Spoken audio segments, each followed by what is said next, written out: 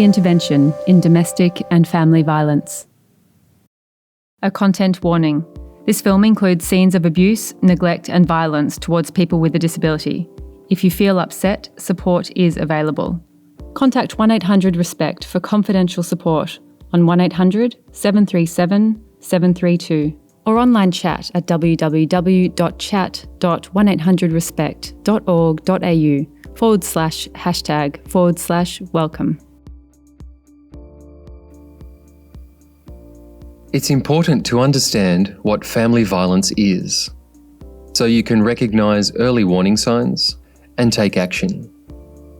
Warning signs can include subtle or repeated patterns of control or coercion.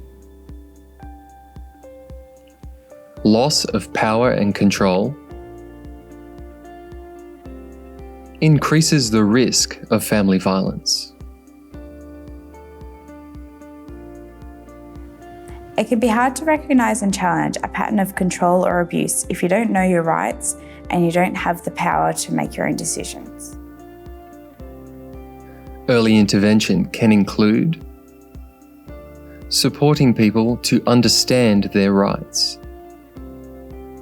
providing information, or linking people to education or empowerment programs, advocacy or peer support groups.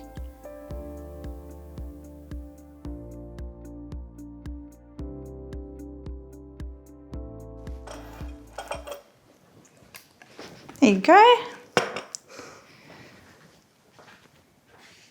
Charlotte, are you okay? Charlotte? My parents and I had another fight. Oh, that's no good. Do you want to talk about it? I think they're just having trouble giving me more independence. It's really frustrating. I'm really worried about them, actually. Yeah, it's a hard time for you all. What do you fight about? Everything. I mean, I'm not 6 years old anymore. I just feel really alone all the time, and Mum and Dad are making it so much worse. What do you mean? Well, they want to know where I'm going, what I'm doing, who I'm doing it with. They won't even give me keys to my own house, and they want to know everything I'm spending. Really? It's getting ridiculous. They want to take me to every appointment, and I'm starting to believe I won't be able to ever do it on my own. Yeah, that's hard. It doesn't matter, Fee. I don't have a choice. Why is that? Mum said they need to be across all my care and medications. Ignore me. They probably just love me and want to do the best by me. Yeah, I'm sure they do, and it sounds like they might need some support as well. I'm wondering if there's anything else I can do to support you. I just want to be more independent, really. Of course. How do you want to make it happen?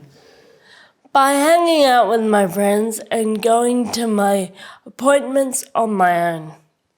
I have a doctor's appointment tomorrow, actually. Okay. Maybe this time you can come and next time I'll go on my own. Okay, great. And I can get to that next month. But it's 147. Yeah, but I can't do anything about that right now. Mum, Dad, I'm going out tomorrow. Where? Doctor's appointment, and I want Fee to come with me. We'll come with you, honey. No. I want you guys to stay home and rest.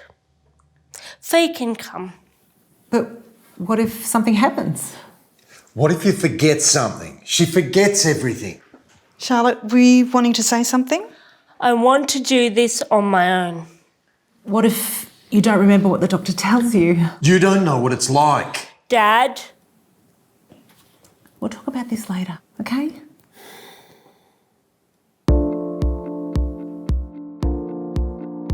What's happening in this scenario? How do you think Charlotte is feeling? Can you spot any early warning signs in this scenario?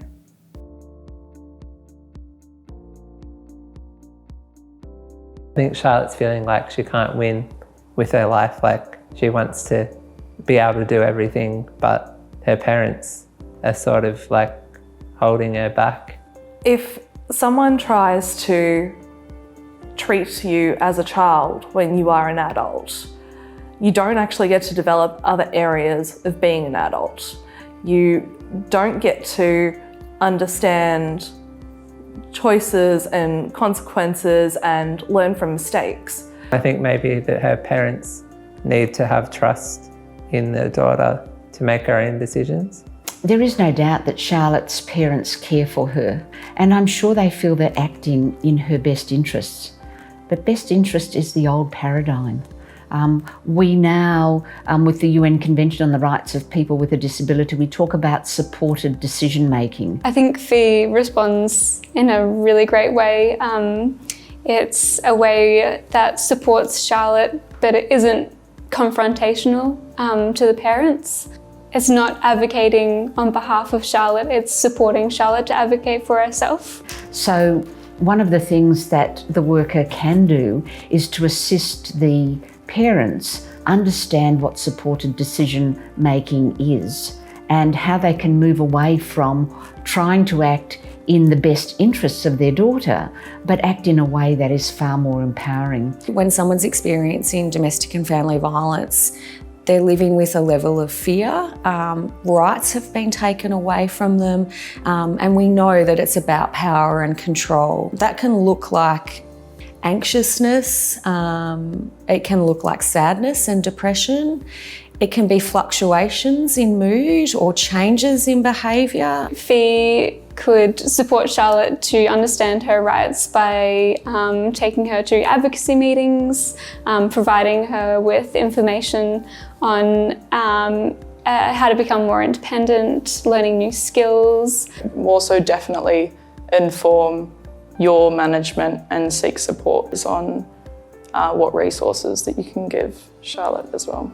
We always want to talk about people's right to feel safe. So asking things like, I noticed that you said this the other day, are you worried about any of your relationships? I think the importance of educating yourself on what family violence is and how it's not just physical violence, educating yourself on the rights of persons with disabilities, the various types of abuse that there are, so that you're able to really identify abuse that you might not be aware of. So it's important that you've worked with your supports around you, professionally and personally, to know what your self-care strategies are, whether that's exercise or cooking or eating or meditation, or just doing something light and gentle, you know, with friends and family members or your colleagues.